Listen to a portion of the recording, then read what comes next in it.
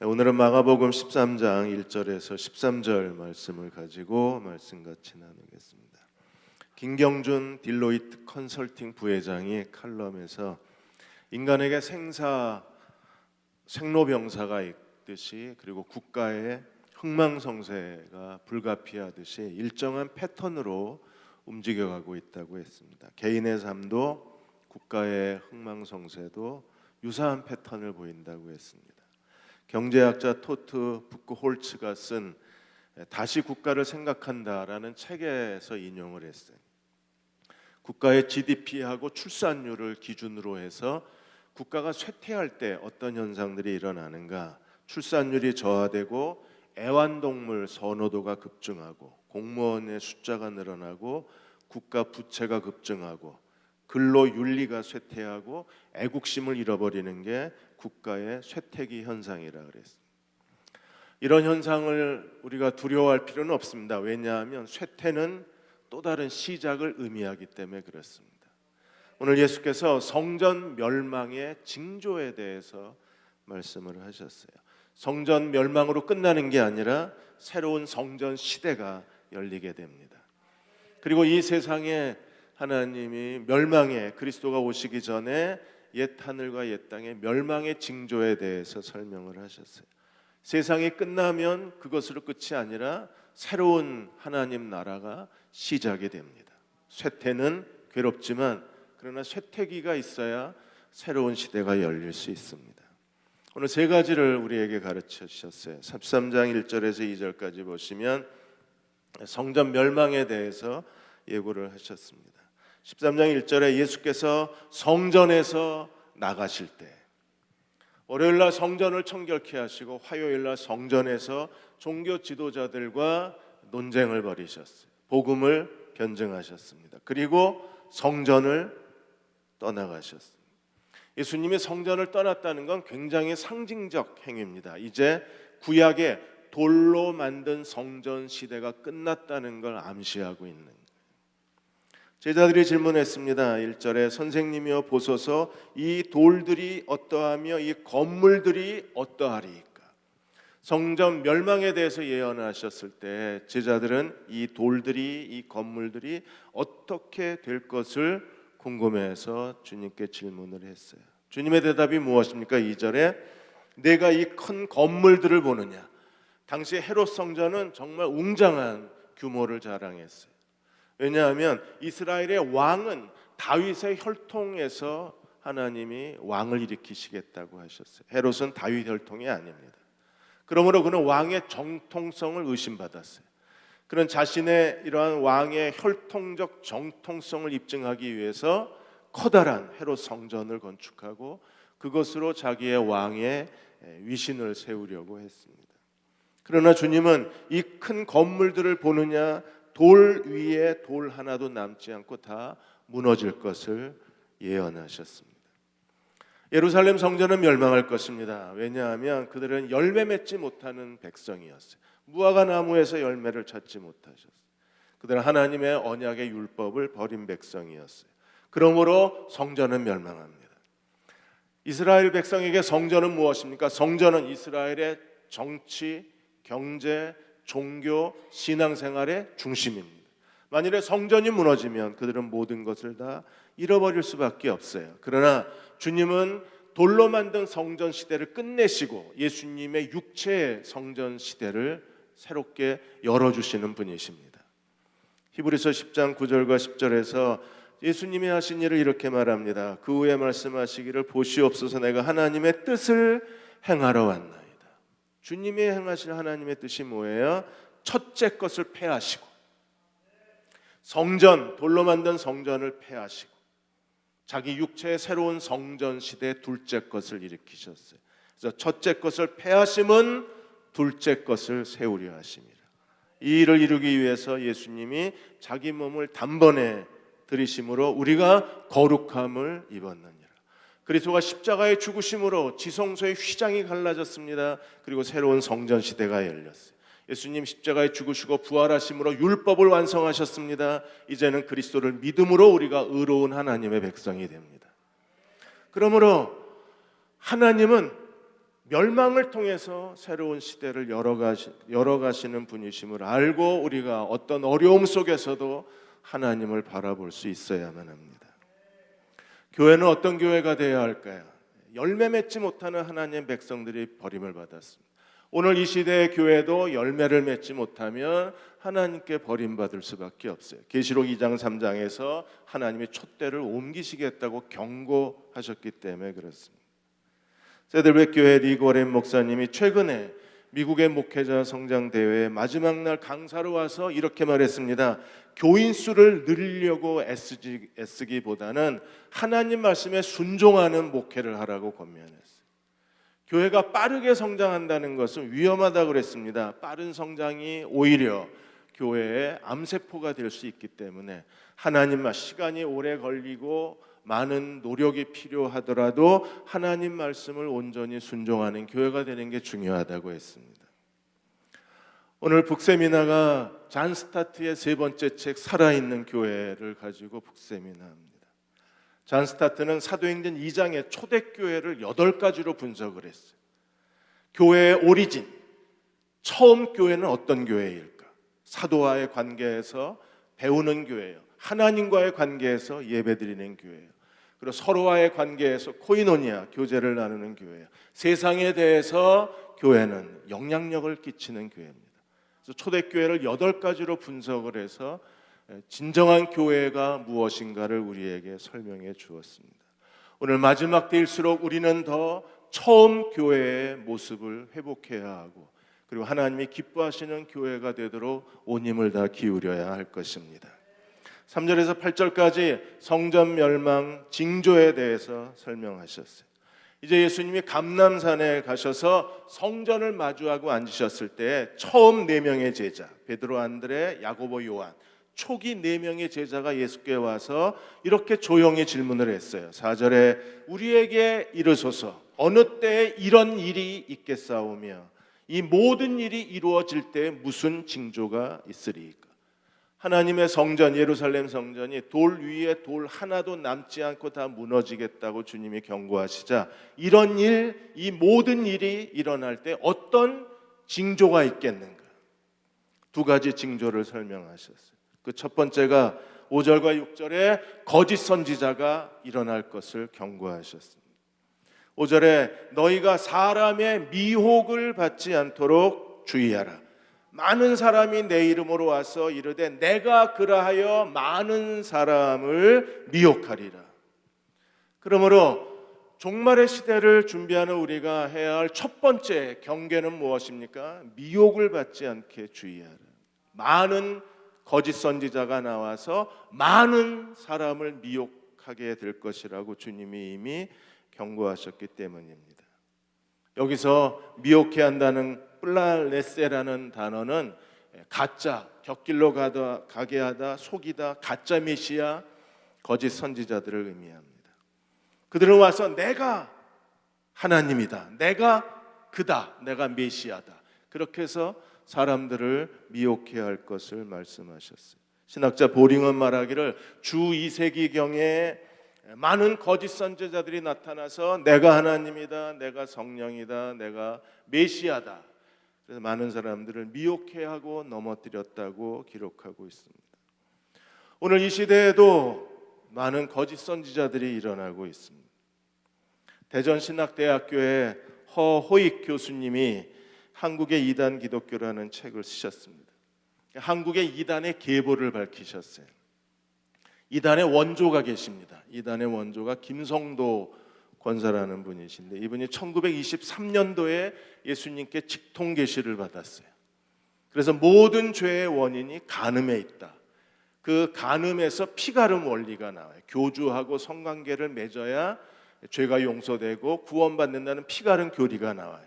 이 피가름 교리로 인해서 통일교가 세워지고 또 최근에 그 석방된 그 JMS도 이 피가름 교리를 가르치고 있는 겁니다. 그리고 김성도 권사가 또 하나 받은 계시가 있는데 하나님이 인간의 몸을 입으시고 오시는데 한반도에 오신다. 그래서 하나님이 한국에 오셨답니다. 그래서 한국에 지금까지 자칭 하나님이라고 주장한 분이 20명 20명이 넘고 내가 예수다, 내가 성령이다라고 말하는 이단 교주들이 50명이 넘습니다. 그래서 겉으로 드러난 것만 해도 한 70여 명의 하나님이 계시고 예수님이 계시고 성령님이 계신 땅에 사는 걸 우리가 감사해야 합니다. 한국이 참 영광스러운, 통일교 교주도 자기가 재림예수라고 그러고, 전도교 박태선, 영생교, 조이성, 그리고 뭐 신천지 이만희, 또 하나님의 교회에 하나님 어머니도 계십니다. 언제 또 결혼을 하셨는지 하나님 어머니도 한국에 등장을 하셨어요.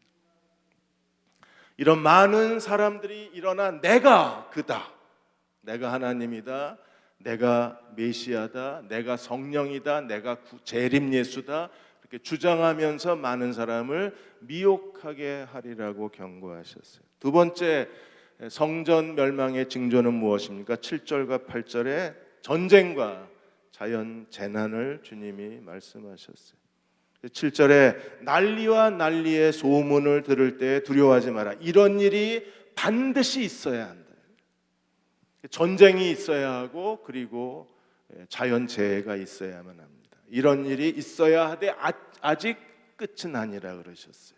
그리고 8절에 민족이 민족을, 나라가 나라를 대적하여 일어나겠고, 난리와 난리, 민족과 민족, 나라와 나라에 대한 전쟁, 전쟁의 이야기가 끊임없이 일어나고, 그리고 곳곳에 지진이 있으며 기근이 있으리니 이는 재난의 시작이라 그랬어요. 끝이 아니고 시작이라 두 번이나 말씀. 무슨 뜻입니까? 이건 세상을 멸망시키려고 일어나는 일이 아니라 새로운 시작을 위해서 시작된 일이라는 거예요. 이건 거의 세상의 끝처럼 보입니다. 하나님의 멸망의 끝처럼 보입니다. 그러나 하나님은 그 멸망을 통해서, 고통을 통해서, 시련을 통해서 하나님은 새로운 일을 시작하시는 하나님이십니다. 하나님의 통치의 섭리를 우리에게 보여주는 거예요. 그러므로 오늘 하나님이 어떻게 일하시는가를 우리는 기억해야 합니다. 끝이 아니라 새로운 시작입니다. 하나님은 끝에, 멸망 때 이런 일들이 일어날 것을 예언하셨어요. 이건 멸망의 징조입니다. 그러나 동시에 시작의 하나님의 신호이기도 합니다. 우리가 고난과 어려움을 기뻐해야 할 중요한 일 중에 하나가, 하나님은 이렇게 내 인생이 멈춰버리는가, 여기서 내 인생이 끝나나, 그런 마치 인생의 막다른 골목까지 온 그 절박함이 우리를 엄습할 때 우리는 기억해야 합니다. 이는 끝이 아니라 시작이라고 하신 말씀을 기억해야 돼요. 그리고 로마의 역사학자의 증언에 의하면 예수님이 예언하신 대로 그 시대에 전쟁의 소문이 일어나고, 그리고 지진과 가뭄의 역사가 일어났어요. 로마의 역사학자 타키투스는 주 68년에 네로 황제가 죽은 다음에 로마의 정치적 혼란이 오고, 그로 인하여 로마의 식민지에서 계속된 전쟁이 있었어요. 그리고 유대 땅에서도 전쟁이 일어나고, AD 70년에 마치 로마의 군대에 의해서 예루살렘 성전이 다 무너질 수밖에 없었습니다. 로마의 역사학자 플리니는 주 61년에 소아시아 지역에 거대한 지진이 일어나서 12개 도시가 완전히 폐허로 바뀌었어요. 그리고 주 63년에 로마 이탈리아와 폼페이에 지진이 일어나서 두 도시에 엄청난 재앙으로 수많은 사람들이 사망해야 했었습니다. 주 46년에 사도행전 11장에 예루살렘에 덮친 가뭄으로 인하여 기근이 오고, 그로 인하여 이방인 교회가 예루살렘 교회를 위해서 후원을 하고 그들의 배고픔을 덜어주기 위해서 도움의 손길을 내밀었습니다. 이러한 재난은 고통이나 환난이 아니라, 그래서 재난을 헬라어에서는 진통이라고 그랬어요. 이건 진통입니다. 진통은요, 아이가 태어나는 거예요. 모든 하나님이 말씀하신 멸망의 징조들은 그건 재난이 아닙니다. 진통입니다. 그래서 진통이 점점 커져갈수록 새 생명이 태어나는 거예요.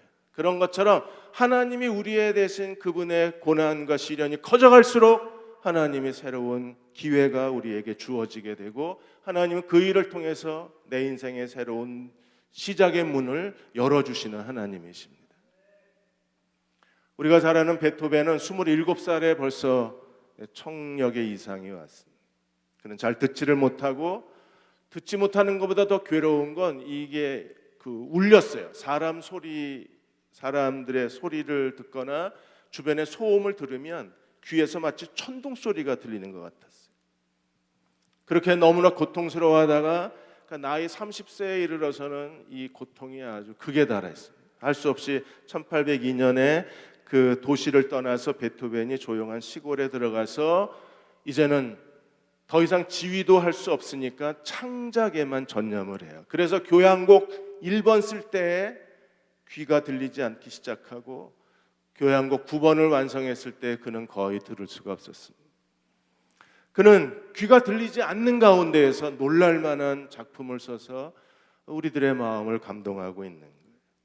베토벤의 3번 영웅, 5번 운명, 6번 전원, 9번 합창, 언제나 들어도 우리의 가슴을 먹먹하게 만드는 감동이 있습니다.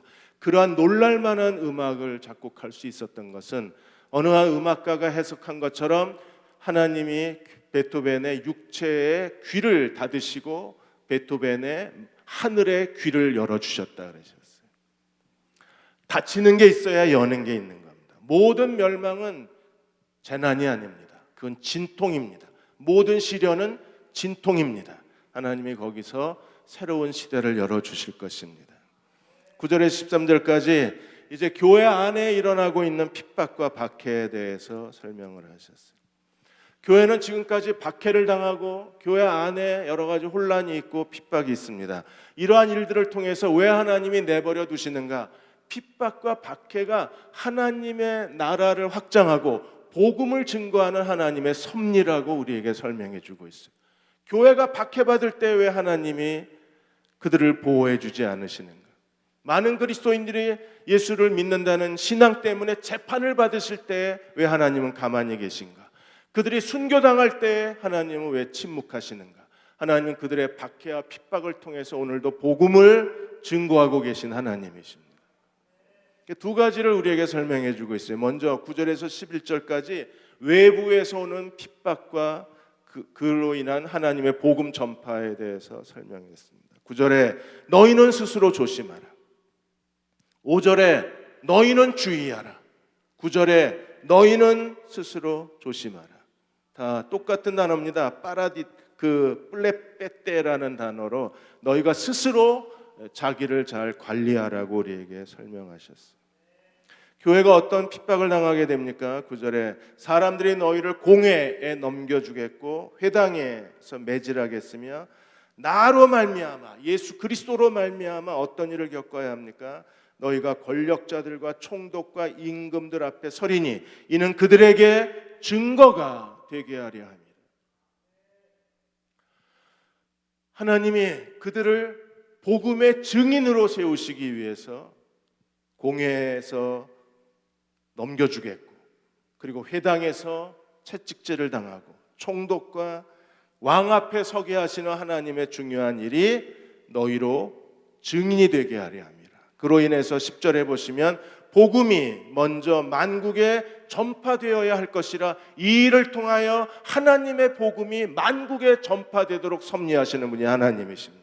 먼저 왜 박해를 당하고 핍박을 당해야 하는가? 그걸 통해서 하나님이 먼저 하시는 일이 무엇입니까? 복음이 온 천하 만민에게 전파되게 하시는. 안중근 의사가 이또 히로부미를 저격하고 그 자리에 서서 체포를 당했습니다. 얼마든지 도망갈 수 있었습니다. 어쩌면 도망가다가 사살을 당했을지도 모릅니다. 그러나 이또 히로부미를 저격한 안중근 의사는 스스로 순순히 체포를 당했습니다. 이유가 뭔가요? 국제 재판을 통해서 일본이 얼마나 조선인들을 억압하고 식민지의 그 고통을 당하고 있는지 조선인의 고통을 전 세계에 알리기 위해서 의도적으로 재판장에 섰어요. 예수님도 체포당하셔서 공회 앞에 서셔서 재판을 받으셨어요. 헤롯 왕 앞에서 재판을 받으셨어요. 본디오 빌라도 앞에서 재판을 받으셨습니다. 그 재판을 통해서 예수님은 자기가 하나님의 아들 메시아이심을 공개적으로 증언하셨어요. 오늘도 많은 그리스도인들이 재판을 받습니다. 그 재판을 통해서 그들의 신앙, 그들이 믿는 예수가 누구인가를 주님이 공개적으로 증언하시고 이로 인하여 복음이 땅끝까지 증거되게 하신 것이 하나님이 하시는 일입니다. 그러므로 그리스도인과 교회가 당하는 박해와 핍박과 시련은 박해로 끝나는 것이 아니라 오히려 그들이 예수 그리스도의 복음의 증인의 역할을 감당하고 하나님 나라가 확장되고 모든 민족이 구원받게 하는 하나님의 섭리라는 사실을 우리에게 가르쳐주고 있는 거예요. 오픈도어 선교회에서 매년 박해 기독교인의 박해 국가에 대해서 설명을 합니다. 전 세계적으로 기독교를 극심하게 박해하는 나라가 몇 개 나라가 될까요? 75개 나라가 있어요. 기독교에 대한 적대감을 노골적으로 드러나는 나라는 몇 나라가 될까요? 151나라입니다. 기독교가 전 세계에서 8억 명의 그리스도인들이 어려움을 겪고 있습니다. 그 중에 2억 4,500만 명의 그리스도인들이 아주 극심한 박해를 당하고 있습니다. 2007년도만 해도 이 극심한 박해를 당하는 그리스도인이 1억 명에 불과했어요. 10년이 지나서 이제는 2억 4,500만 명이 재산을 잃거나 목숨을 잃거나 집이 불태우거나 직업을 잃어버리거나 가족들에 의해서 고발당해서 감옥에 갇혀 있거나 그들은 말할 수 없는 예수 그리스도로 인하여 그들은 박해를 당하고 채찍질을 당하고 그리고 재판을 받고 있습니다. 하나님이 이 일을 통해서 복음이 모든 만국에 전파되게 하도록 하나님께서 그들과 함께 계신다고 약속해 주셨습니다. 12절에 13절까지는 이제 교회 안에서 일어나는 핍박 현상입니다.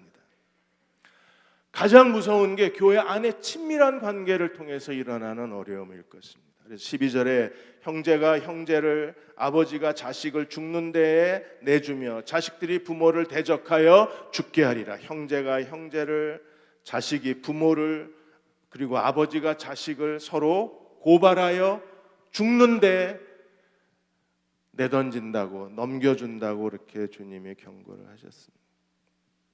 예수님도 이 땅에 계시는 동안에 가족들을 혈육으로부터, 형제들로부터 노골적으로 무시를 당하시고, 그리고 고향 나사렛에서 경멸을 당하시고, 가장 가까웠던 제자 중에 한 사람 유다로부터 배신을 당하신 분이 주님이셨어요. 주님이 먼저 그 길을 걸어가시고 우리로 하여금 그 뒤를 따라오라고 주님이 말씀하고 계신 겁니다.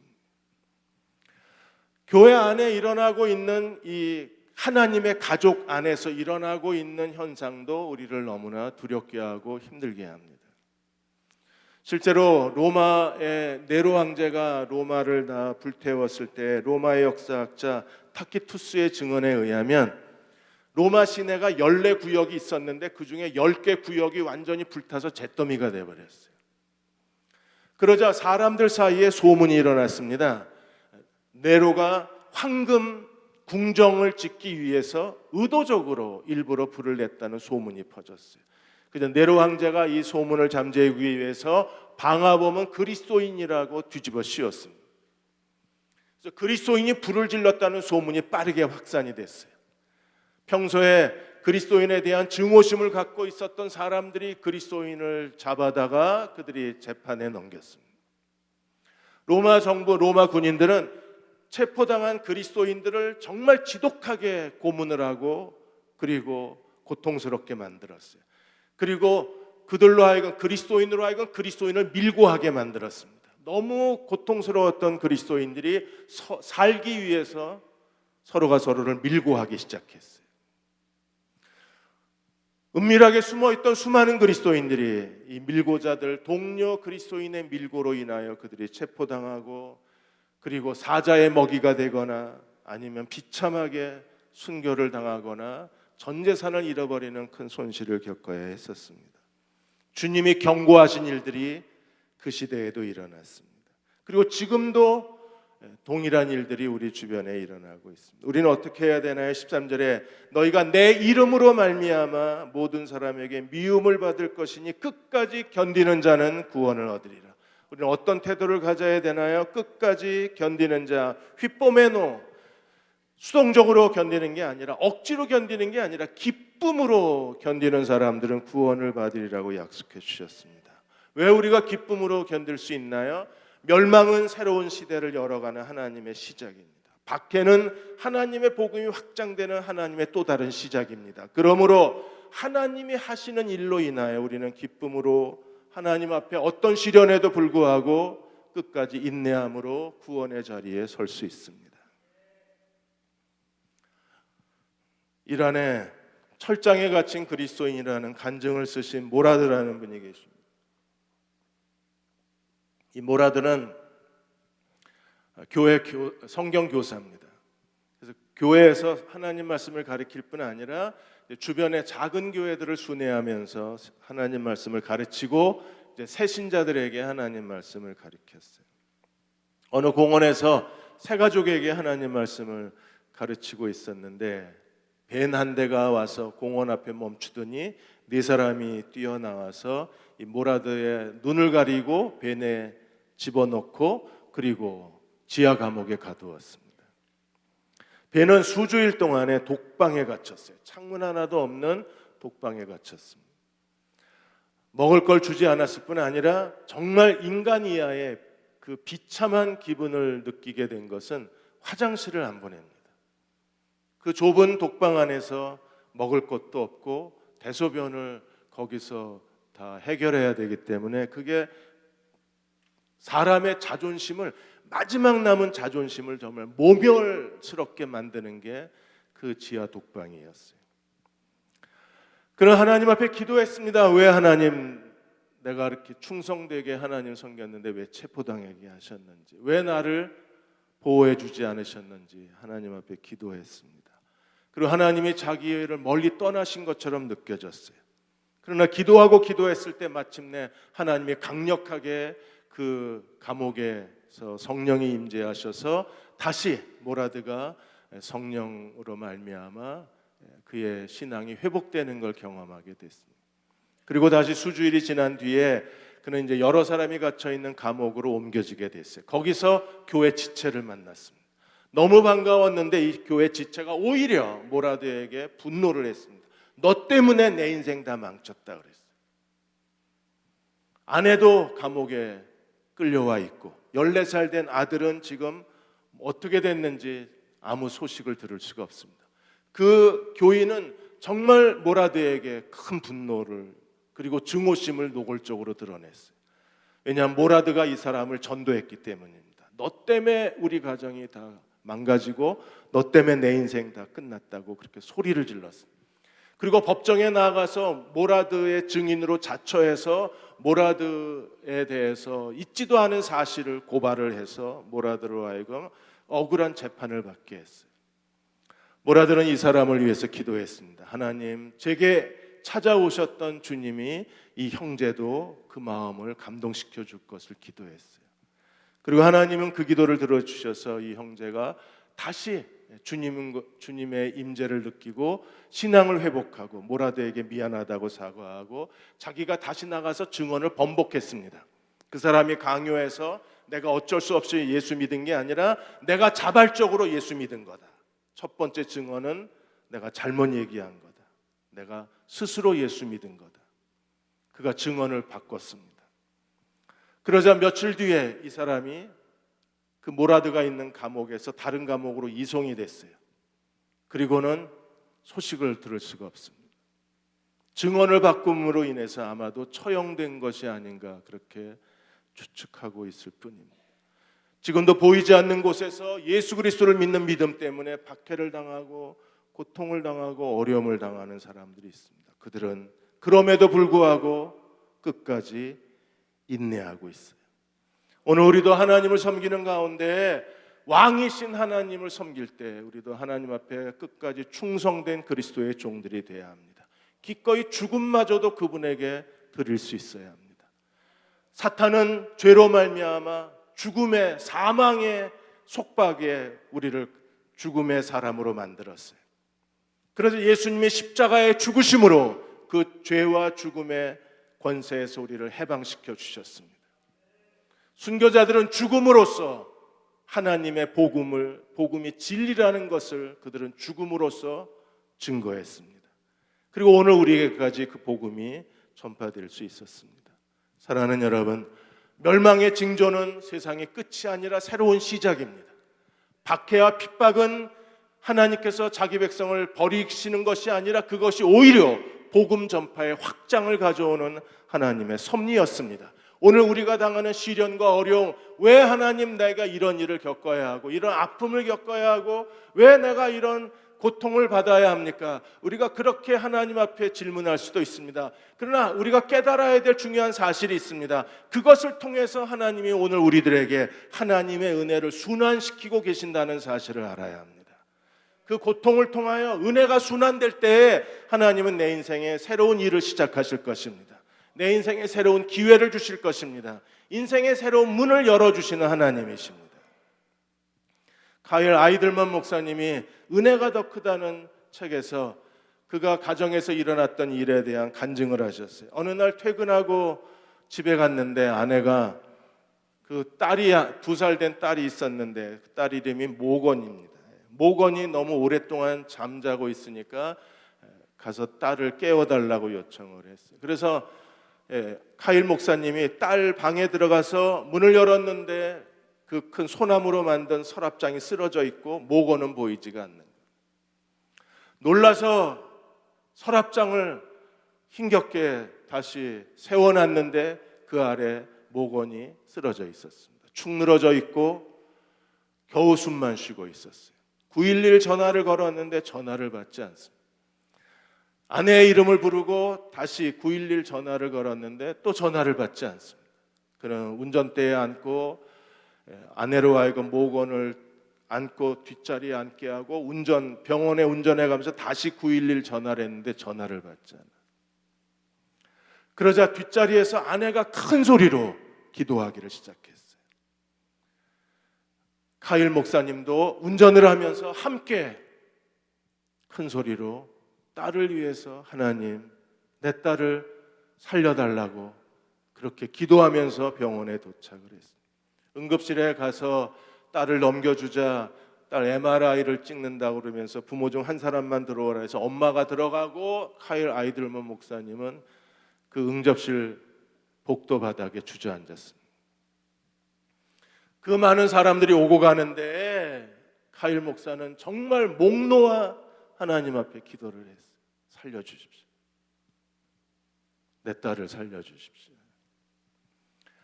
그가 나중에 의사가 다행히 어디 크게 손상된 데는 없고 아이가 왼쪽 다리를 쓰지 못했는데 집에 가서 잘 주물러 주면 될 거라 그래서 집에 와서 매일 아침 딸의 방에 가서 부부가 기도해 주고 왼쪽 발 움직여봐 이렇게 기도해 주면서 마침내 신경이 정상적으로 돌아와서 지금은 아이가 열심히 뛰어노는 모습을 보면서 카일 목사님이 이 글을 쓴 겁니다.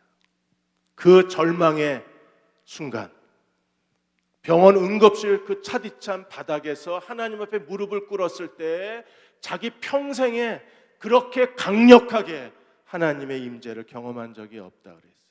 인생이 정말 절망스러울 때, 빠져나갈 길이 없을 때, 자기가 무력할 때 딸아이를 위해서 아버지가 아무것도 해줄 수 없다는 그 절박함을 느끼고 하나님 앞에 부르짖었을 때 하나님은 놀라운 은혜로 카일 아이들먼 목사님을 휘감았어요. 그리고 하나님은 놀랍게 그 가정에 은혜를 베풀어 주셨습니다. 우리도 마찬가지입니다. 하나님은 비우시고 다시 채우시는 분이십니다. 비우는 과정은 정말 힘들고 어렵습니다. 거기에는 박해가 있고 핍박이 있고 시련이 있을 수도 있습니다. 어쩌면 멸망의 그런 자연재해가 일어날 수도 있습니다. 그러나 하나님이 그 모든 것을 통해서 새로운 시대를 열어가시고 옛 언약을 폐하시고 새 언약을 세우시고 그리고 하나님의 은혜를 순환시키시는 것처럼 오늘 우리도 기꺼이 모든 걸 하나님께 맡기고 그분 앞에 무릎을 꿇으면 하나님은 내 절망을 통해서 새로운 일을 해내 주실 것이며 내 어려움을 통해서 하나님 그분의 뜻을 이루어 주실 것입니다. 지금 우리가 절망하고 한숨 쉴 때가 아니라 무릎을 꿇을 때입니다. 우리가 간절히 기도하면 하나님의 은혜가 순환될 것입니다. 그리고 그분의 뜻이 시작될 것입니다. 그 뜻을 이루어가는 저와 여러분 되시기를 주의 이름으로 축원합니다. 하나님의 은혜가 지금도 순환되고 있음을 믿습니다. 나의 약함을 주께 드리고 하나님이 주시는 충만한 능력을 받게 하여 주옵소서. 나의 무력함을 주님께 드리고 하나님의 놀라운 권능을 날마다 삶에서 누리게 하여 주옵소서. 지금 우리를 죄에서 구원하신 우리 주 예수 그리스도의 은혜와 하나님 아버지의 그 크신 사랑하심과 성령의 위로하고 도우신 은혜가 올해 첫째 주일 예배를 드리고 돌아가는 모든 교우와 가정과 자녀들 위해 지금부터 영원히 함께 하시기를 간절히 축원하옵나이다. 아멘.